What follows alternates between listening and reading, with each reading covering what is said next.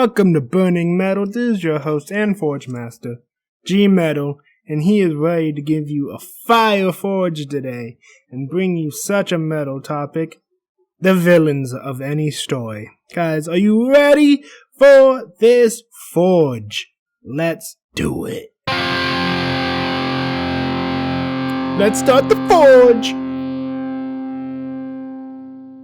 Okay, people of all ages, welcome to this forge of the villains. Whoop whoop! Guys, Gmetal is really into this one. You see, Gmetal is accused of a lot of things, right? One of them he actually likes is he likes the villains. Not that he's a bad guy, but guess what? They're better characters. Villains have a lot of interesting things that heroes don't get to have. Character traits. Their design and their clothing, the colors they get to sport, and overall, their story is just way better and more complex than the hero because they get to have it. And that's why villains will always be better in a story. Time to cool the blade. Okay, guys, we're cooling the blade. So guess what? I'm going to talk about but mainly my top favorite story, anime show, cartoon, whatever you want to call it. It's an anime though, right? And it is Helsing Ultimate. Now, Helsing Ultimate, you first watch it as it's horror, action, a little bit of comedy mixed in when they want to. But guess what? Helsing Ultimate is the ultimate story of a villain's point of view of a story. How do I say this? Here's my point. Alexander, in that show, is the hero in all intents and purposes. He has some crazy lines, yes, don't get me wrong. But guess what? End of the day, he's the underdog when he's fighting Alucard.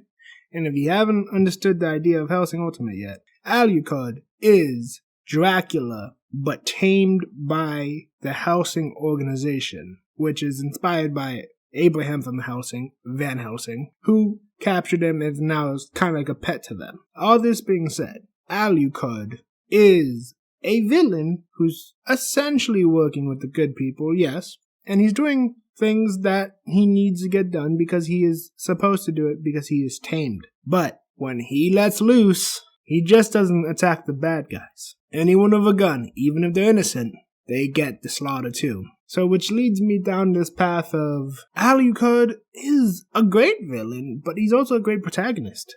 The whole show is centered around him. And he's just marching down, doing what he does. And towards the end of the show, when they give him that ultimate villain reveal of his powers and everything, that image of him standing in front of all of his consumed souls, in front of Alexander, that man is the picture of what you call a villain. Now, why does this matter to me? Because as watching this, you're thinking, oh, I like this guy.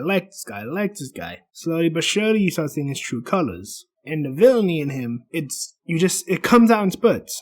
But it's only when he releases all the restraints, every restraint he has, and it shows his true colors on what kind of person he is. A broken man, a villain, someone who enjoys violence and hates it at the same time. The kind of story they have for him is impeccable. Helsing Ultimate is by far the ultimate story of a main protagonist being a villain, and succeeding at being a villain and protagonist in doing the right thing. It's kind of weird, but it works. And it is amazing. Time to grind. So why are villains metal to any story? Here's why. Your hero is one person who's infallible, someone you're supposed to look up to. But your villain is supposed to be the guy that you can relate to on a personal level as well, just in the negative zone, right? Villains consistently have a dark side. Everyone in the world has a dark side to them. Now, do they indulge it or not is a different story. But a villain is the fantasy of that indulgence. Of what if I went down that path, right? And that is what a villain really is meant to do. It's meant to show the dark side of the hero and the reader.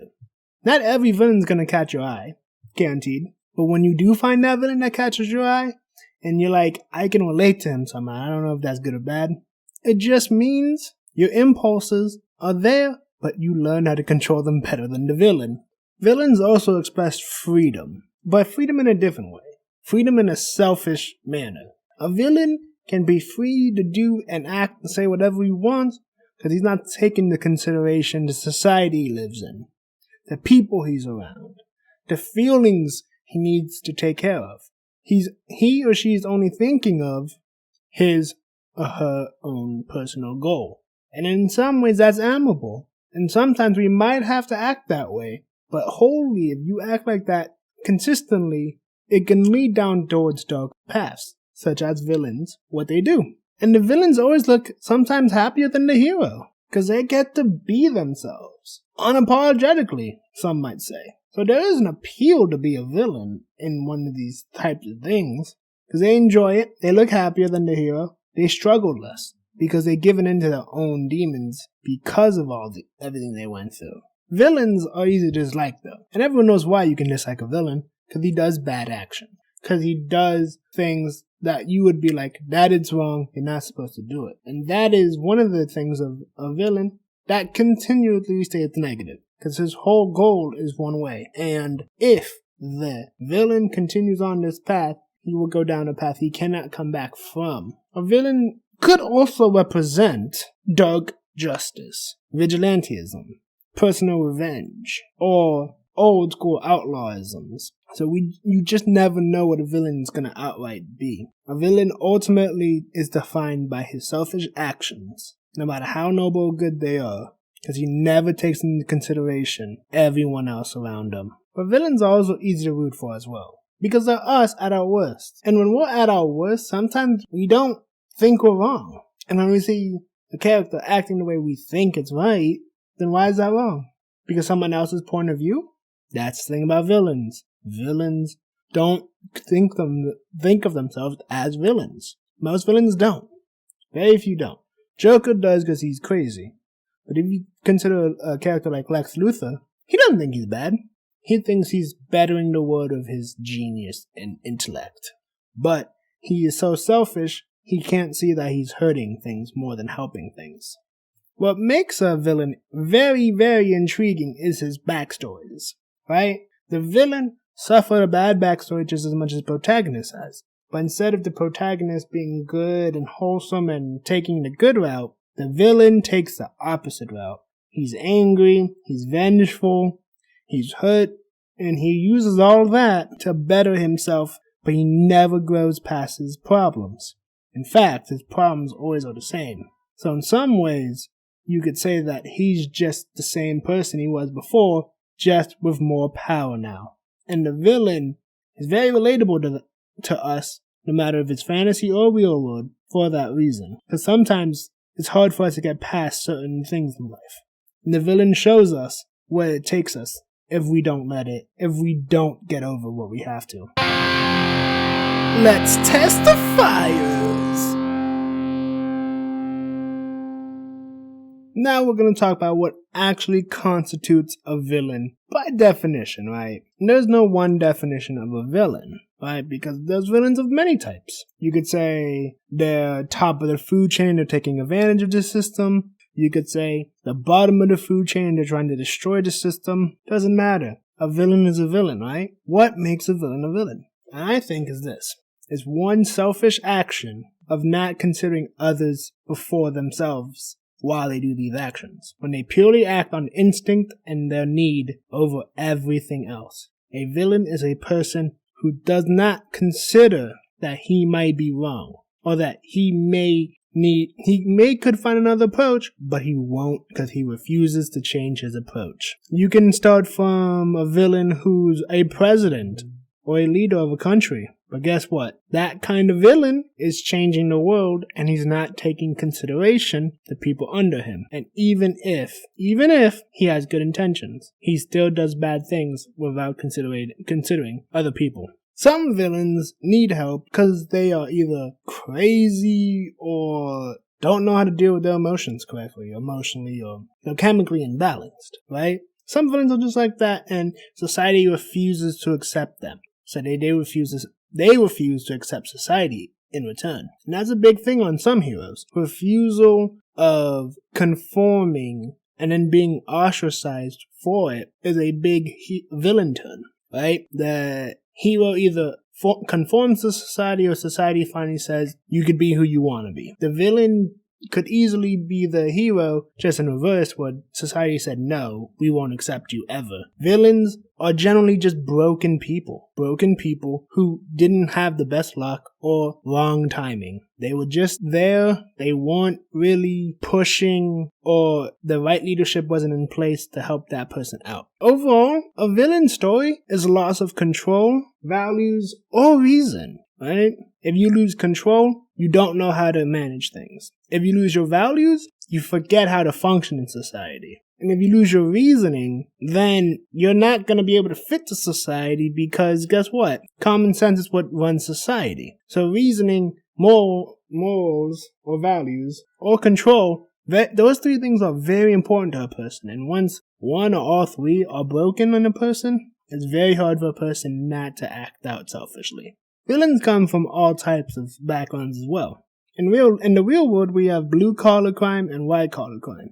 Blue-collar crime is your everyday type of people, right? Your workers, the people who do regular regular jobs, and you're just, trying to make it in life. Then you have your white-collar crime, who are the rich people who do fraud, political scandals, and so on and so forth. Crime is a sign of villainy. So in a story, you can come from the top or the bottom. The top normally abuses the system, while the bottom is abused by the system, hence they become the villain. Villains are just people who are broken, for one reason or another. And oftentimes, it's not that and some villains aren't all broken, it's just some villains understand their position and power in the world, and understand they can abuse of it, and understand that it's wrong. But they've succeeded in this system, so why change it at all?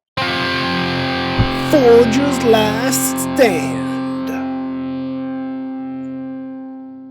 Villains, at the end of the day, villains will always be villains only because society would deem them as bad, or they go against the rules of society we're in. A villain today could be a hero tomorrow, and it's just a matter of time, and we can't judge the way villains are actually treated. The only real definition of a villain that makes him a villain at all times is his selfish nature in his pursuit of what he's going after.